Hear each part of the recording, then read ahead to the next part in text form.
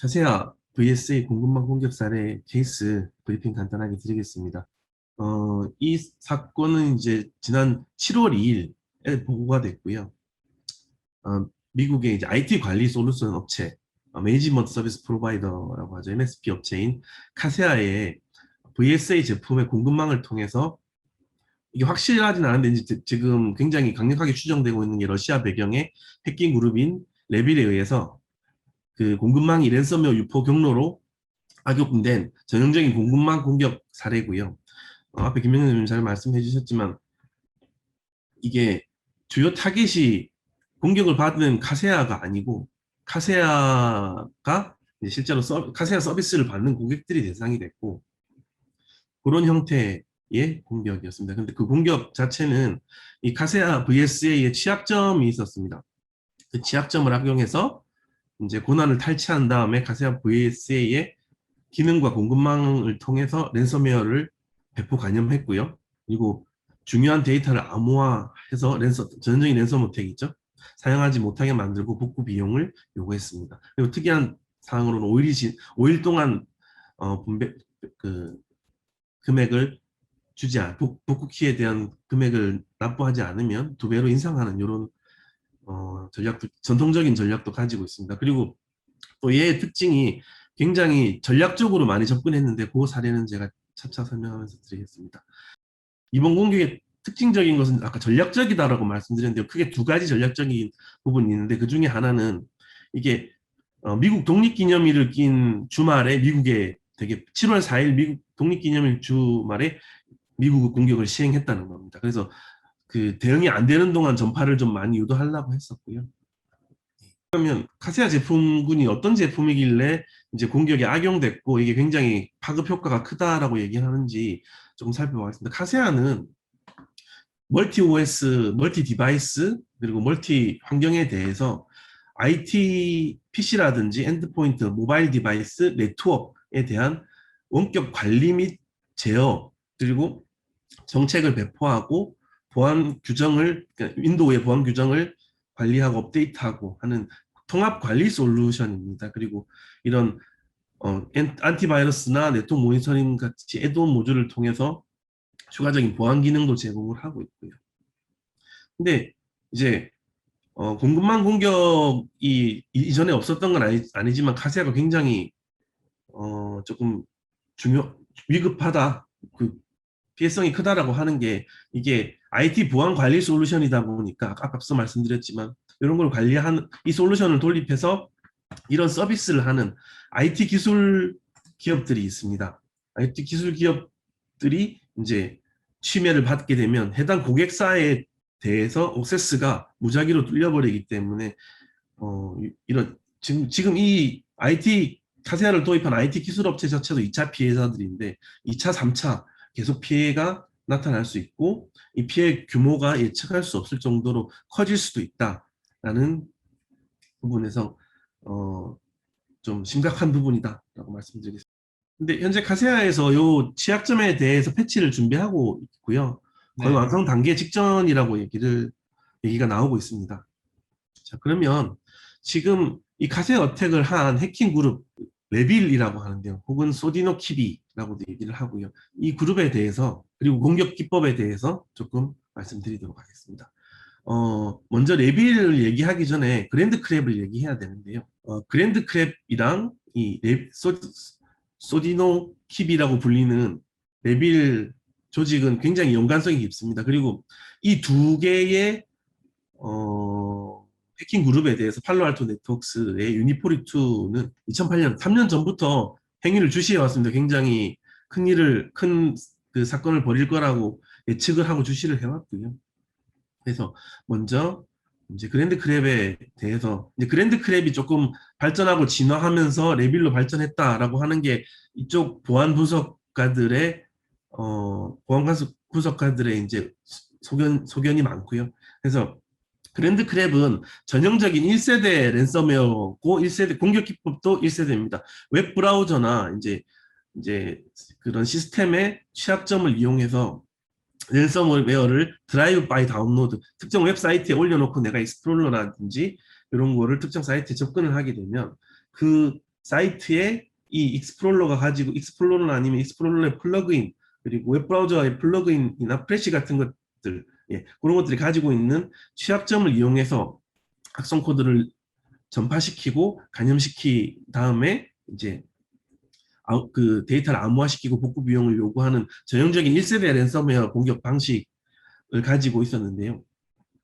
이 그룹이 이제 오늘날 가장 시급한 위협을 만드는 레빌로 진화했습니다. 진화하면서 이 레빌은 비즈니스 모델이 조금 변경됐습니다. 이것처럼 암호화하고 이제 공격자 입장에서 암호화를 했는데 피해를 받은 이제 피해 업체 측에서 그냥 데이터를 포기한다거나 혹은 백업 솔루션을 통해서 데이터를 좀 손실이 있더라도 복구하게 되면 자기들 수익률이 떨어지는 거거든요. 그런 것들의 비즈니스 모델의 확장을 혹은 수익의 확장을 위해서 굉장히 전략적인 기법을 많이 씁니다. 이중갈취라는 기법을 씁니다. 기본적으로 암호화행 복구 비용을 요구를 하고 그리고 다른 하나의 기법은 데이터 유출 그러니까 복구 비용을 어느 때까지 지불하지 않으면 데이터 유출을 시켜야겠다. 이런 전략을 가지고 이제 비즈니스 모델화해서 서비스를 하고 있고요. 그래서 실제로 이렇게 좀 이따 설명드리겠지만 비용을 지불하고 복구한 업체들이 기존에 굉장히 많습니다. 그리고 또 다른 특징으로는 아까 1세대 랜섬웨어들은 자기들이 직접 랜섬웨어 캠페인을 운영을 하고 악성코드 감염시키고 수익을 복구 비용으로 수익을 내는 이런 형태였는데요. 요즘 우리가 사스 많이 쓰듯이 레빌은 가장 유명한 라스입니다. 랜섬웨어에서 서비스를 제공을 하고 있고요. 이걸 제공을 하면서 누구나 손쉽게 랜섬웨어 공격을 할 수 있도록 암호화시키는 악성 코드 모듈 그리고 고객이 아니죠. 감염시킨 그 피해 업체랑 협상을 위한 이런 인프라 서비스도 라스 기반으로 제공을 하고 있고요. 그리고 아까 앞서 말씀드렸던 피해자가 요청 금액을 특정 기간 동안 지불하지 않았을 때 데이터 유출을 시킬 수 있는 공공의 이런 데이터를 뿌려버리거나 공개시킬 수 있는 이런 기능까지 통합된 하나의 랜섬웨어 운영 플랫폼을 제공하면서 수익을 얻은 수익금의 일정 비율 30에서 40%로 얘기가 되고 있는데요.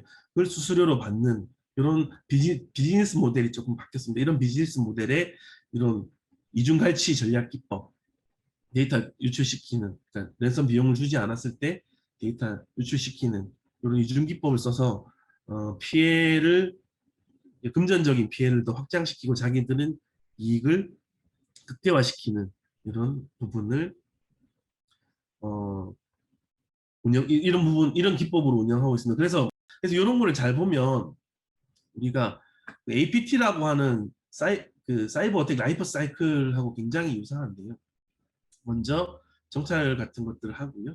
이제 정찰을 한 대상으로 이제 필요한 악성 코드라든지 공격 기법들을 만들고 실제로 전달을 한 다음에 공격을 수행을 하고 이제 공격이 수행되면 이제 성공했다 못했다 하는 이런 CNC부터 이제 성공했을 때 데이터를 유출한다던가 아니면 암호화하라는 명령을 내린다던가 하는 이런 부분들 그리고 결국에는 이제 악성 코드를 내려보내고 아니면 추가적인 레터럴 무브먼트를 위해서 내부 전파를 위해서 필요한 다른 툴들을 내려서 실행한다던가 결국에 이제 자기가 목표하는 데이터를 탈취한다던가 파괴한다던가 혹은 이제 암호화한다던가 이런 작업들을 수행을 하고 있고요. 이런 공격을 이제 APT 기반 형태와 비슷하기 때문에 단계별로 대응할 수 있습니다. 그래서 가장 많이 하는 건 레빌은 지속적으로 피싱을 통해서 페이크 웹사이트 링크를 보낸 다음에 예를 들어서 네이버에서 이제 나한테 뭐 어떤 메일을 보낸 것처럼 그래서 네이버 같은 사이트 가짜 네이버 사이트를 띄우게 되고 거기다가 내 정보를 입력하게 한다던가 아니면 이런 계정 아니면 이제 내부 시스템에 하도록 가짜 사이트를 이용해서 접속을 해서 내부 시스템 계정 탈취하는 시도를 굉장히 많이 하고 있습니다.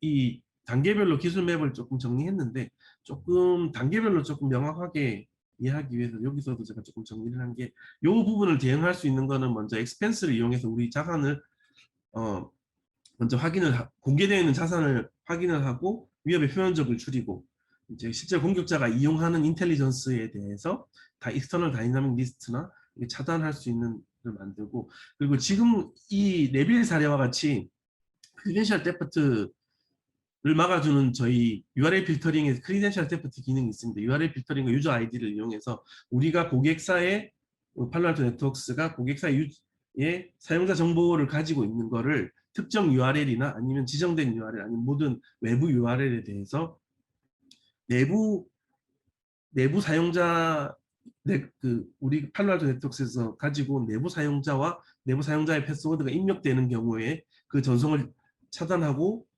크리덴셜 데프트가 발생할 수 있다라는 경고를 띄워주는, 계정 탈취를 방지할 수 있는 기능을 적용할 수 있는 이 세 가지로 이 단계는 대응할 수 있다라고 말씀드리겠습니다. 그리고 이제 권한이 넘어가게 되면 합성 코드, 쿼크봇이라고 쿼크봇 변종을 사용한다고 하고요. 이제 추가적으로 이제 가장 흔한 기법이 이제 특정 프로그램이 실행될 때 특정 OS에서 실행될 때 OS의 라이브러리를 가져와서 실행을 해야 되거든요. 윈도우에서는 그걸 DLL이라고 하는데, 특정 A라는 프로그램이 실행되기 위해서는 B라는 DLL이 필요한데, 그러니까 B라는 DLL은 특정 OS에서 제공하는 정상적인 라이브러리인데 이게 아닌 악의적인 행동을 할 수 있는 라이브러리를, 그러니까 DLL 인젝션이라고 하는데요.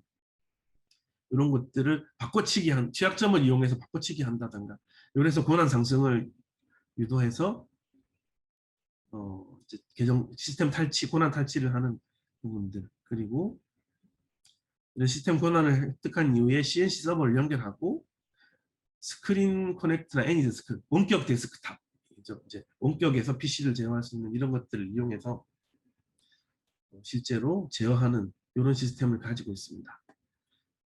그리고 많은 경우에 이게 이미 시스템 권한이 넘어갔기 때문에 공격자들이 엔드포인트에 깔려있는 안티바이러스 보안 제품들을 무력화시키는 파워쉘 스크립트를 수행하기도 합니다.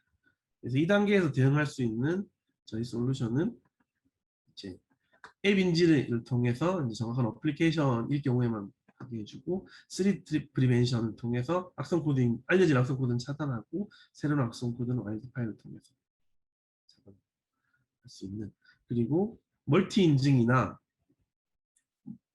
제로 트러스트 기반의 사용자 확인 특정 시스템에 대해서 이제 권한을 가진 사람만 접근할 수 있게 해주는 이런 기능을 제공해서 제어할 수 있다라고 말씀드리겠습니다.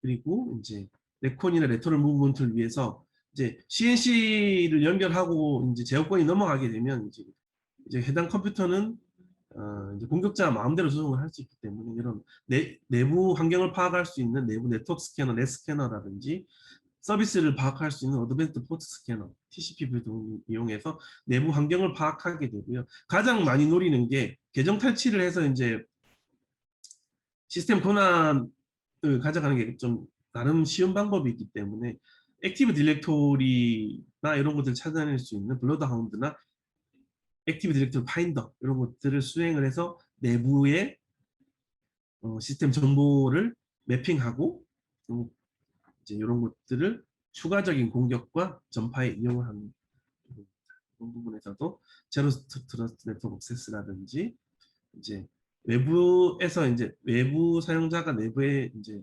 접근해서 악성 코드 전파되는 걸 제어하기 위해서 글로벌 프로텍트, 3 프리벤션, 그리고 이제 이 단계부터는 코텍스 XDR 자체가 이제 내부에서 일어나는 전체 행위들이라든지 이런 것들을 분석을 해서 탐지하고 행위 기반이나 패턴 기반 혹은 뭐 여러 가지 기법으로 대응할 수 있는 기능을 제공할 수 있다라고 말씀드리겠습니다. 그리고 마지막 단계에 데이터를 유출시키는데요. 또 특이한 점은 데이터 유출시키거나 랜섬웨어 암호화 모듈을 실행할 때 윈도우의 정상 명령 도구인 PSEXE를 사용한다는 게 또 랜섬웨어 공격 기법의 특징입니다.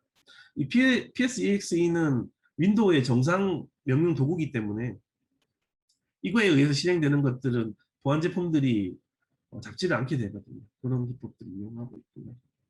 그리고 또 특이한 게 배포 중 PC가 종료되면 자기들 의도가 지연되거나 무산되니까 PC가 종료되지 않게 하는 특정 돈슬립 같은 솔루션 툴들을 이용하고 있다라는 분석 결과도 나오고 있습니다. 그래서 감염된 후에 7일 이내에 보통 평균적으로 암호화하고요.